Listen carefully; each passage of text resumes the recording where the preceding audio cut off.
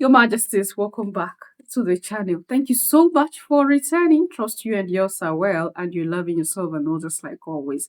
Many thanks to all of you for the support you give to the channel. Thank you so much to our channel members, to our anonymous supporters, to all of you, my esteemed subscribers. You're loved, celebrated, and of course appreciated. I want us to have some deliberations today. Just two discussions, a very quick one. The first one is the speech that Ruto gave at the just concluded United Nations summit. I know I'm calling him out, especially there is a reason why. And when you listen to him, you understand why I need to call him out specially. And again, we'll talk about the World Bank and the Niger government and their uranium. So the World Bank is putting pressure on Niger. Why? Because Niger is trying to nationalize their uranium. They are the process of it, okay? They had announced it some months back, and I think I brought that information here. They are the process of nationalizing the uranium. Their own resources. They never stole these resources from France, so they didn't go to France and say, France, please give us uranium. Let us put it in our underground. These resources belong to the Niger people. They have the right, the sole rights over these resources. It's because of greedy leaders, greedy democratic leaders like Bazoum that Niger is going through what she's going through today. You know, there are policies that, under the leadership of Bazoum, policies that were signed, agreements that were made with these mining companies that I don't know. Sometimes I ask myself, when these leaders, so-called leaders of ours, go sit down with these companies, these mining companies, make decisions, sign deals, do they really think about what they're signing? Do they really take their time to go through the policies written in those, those papers? Because most of the time they sign out these resources solely to these companies, these miners, and they don't even know. And that's why I keep telling you here that there are some countries in the motherland that it's not even some majority of the countries in Africa with the resources. These resources already have been sold out. They have sold out our resources to these miners, to Europe and America. You might think you have resources, but it's not your own. This is exactly what we are seeing happening between Niger and Urano. Urano is refusing to leave Niger. Okay? They are bent on mining this uranium to the core. They don't care. They don't care. So, I told you here as well that Urano took Niger to court, and it is the process that is still going on. And to say that, World Bank Court had come out and then, according to them, they're blocking Niger from even having any access to the uranium at all. The audacity for me is people, the way they say themselves, I don't understand. Who gave you the right to do that? You claim you're a court. And you see the reason why these Sahel leaders are they are not wasting any time at all. They are cutting out from anything that has to do with international bodies, especially when it comes to, making decisions on them. They are ready to cut off. Your Majesties, they don't care.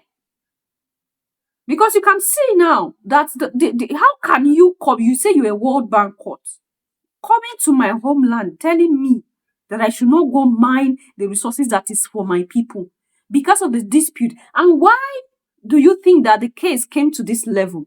It is because this Orano was found guilty of not paying taxes. Like when they went back for some audit, they discovered that these miners, these mining companies are existing. They are mining more than they are supposed to mine. That's a crime already, but they are not seeing it as a crime. You know, when these people commit crime, they don't see it as crime. But when you do the same thing, they tell you that you've committed crime. This is the double standard issue that the Sahel have with the ICC.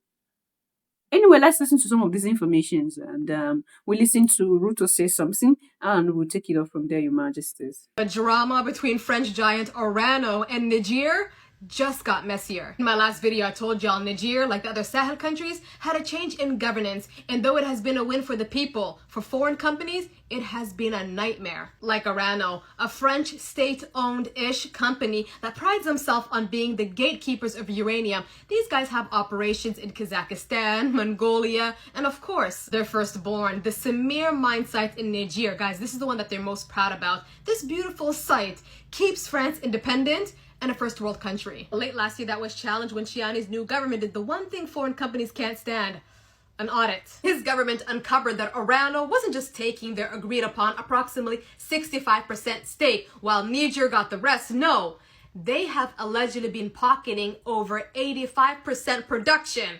Now, mind you, this is not a discrepancy of about 2 or 3 years, but since 1971. That's not a partnership. That's a heist with a French accent. Now, you know how we left things off. Niger repossessed the mines, and Urano, the CEO of Urano, by the way, Nicholas, threw a fit and sprinted to international arbitrations, the ICSID, to try to get them involved. Now, I don't know how they were able to get back so quickly, probably because they heard Niger was about to nationalize their uranium. But in a shocking turn of events, the World Bank arbitration just handed down a restraining order barring Niger from selling any uranium from the Semir mine site. Imagine that. That includes selling, transferring, or any backdoor third-party agreement. Essentially, the World Bank put a ghost lock on Niger's uranium. Anyway, we'll get into Ruto soon, but just help me understand this. Help me understand this, Your Majesties. That I have a resources that is for me. You came into my country, made deals with the former democratic leader. I came to power as a military leader to free my people. And I believe that those rules, whatever you had signed with the past leader does not favor me. And I am telling you that I do not need you anymore. Leave my land. Just go away. Okay? There are taxes you've not been paying for decades. Okay? The rules that was even agreed upon, you're not following what you had agreed from the beginning. You're not following the rules. You're mining more than you should mine. You are practically stealing my uranium. And I am saying that I am not ready for that anymore. And you went to report me to the World Bank Court. And now they are coming. You know, when they heard the information, they ran. Their leg was touching their head. This is what I like. When it comes to dealing with African countries, they are so happy. They do it so swiftly. They ran with the speed to Niger, banning Niger from their own uranium mine. I tell you, if as Africans we don't place the bar high for ourselves, if as Africans we don't repair the damage that have been done to our image, nothing would work out for us. These people have seen us so well that they know that we cannot do anything anymore. They need to suppress us. They have been eating off us for time immemorial, but they are not done. It's not okay for them.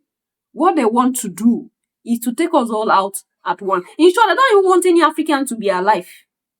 They want us, if it was in their hand, they would have killed us all. Yes, they have tried everything to take us all out, to wipe us out, fiam, so that they can just come and be enjoying themselves from here. They have done that. It's just that it didn't work out. Your Majesties, it's unfortunate that we have situations like this. And I tell you, that's why I have a question I asked, that would Niger bow to pressure? Because it's like it's a pressure right now. I have something is in my own. You're telling me that I cannot access it because of the dispute of what have you that I have with a particular, mining company. You see why we tell you that France is nothing without Africa. Europe and America are nothing without Africa. If you like, you take it. If you like, you leave it. Why is it that I'm telling you to leave me, you don't want to leave me? If you can exist on your own, you're a first world nation. You are educated. You are up there. You are exposed. You understand? Why not live in your beautiful world and allow me to live in mine? No, but they don't want to leave us. We told them to leave Africa alone. They don't want to leave Africa alone. So what do you make of this? Let's listen to Ruto. You cannot claim to be the United Nations while disregarding the voice of 54 nations. It is not possible. Africa is no longer willing to wait on the margins of global governance while decisions about peace, security, and development are made without our understanding, without our perspectives, and without our voice. Africa's exclusion is not only unacceptable, unfair, and grossly unjust, it also undermines the very credibility of the United Nations, this organization. Africa dominates most of the Security Council agenda, provides some of the largest contingents of UN peacekeeping forces, and bears the heaviest costs of instability. Yet we remain the only continent without a permanent seat at the main table where decisions about our destiny are made. Your Majesties, that was Ruto there. I don't know what they had done to him at this time that he's coming out and he's saying his mind. But what he said is the absolute truth. The truth is that why should it be the way it is? They make decisions about our life. We are not there. Why? A whole continent. Nobody in the continent has a permanent seat at the United Nations Security Council. This same Security Council make decision about Africa. They tell us that to curb, the issue of insurgency, we have to work with their military. They have to come and help us. They have to come and do what? Kiniko. But there is no African sitting in that meeting or in that room where they are making this decision. Why? If there is nothing fishy about them, why should they exclude African from the United Nations Security Council? We don't have a seat, even one. In short, even we don't have anything there. And I think this has been a debate for a very long time. There was a time that they were saying, okay, we've heard you all, we've heard your agitation, and we understand why we are going to try our best to see that we get 2 seats for you at the UN Security Council. In short, as if we were begging for a seat at the UN Security Council. I think enough is enough at this point, and I think that's exactly what Ruto is saying. You can't look at us. We are the major. There is no way the world will survive without Africa. There is no way there is a world without Africa. And you want us to come and beg you to give us a seat as the United Nations Security Council.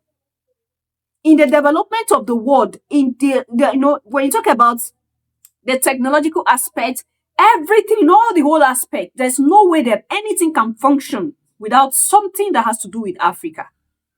And still, this same Africa is not respected enough to have just one in the United Nations Security Council.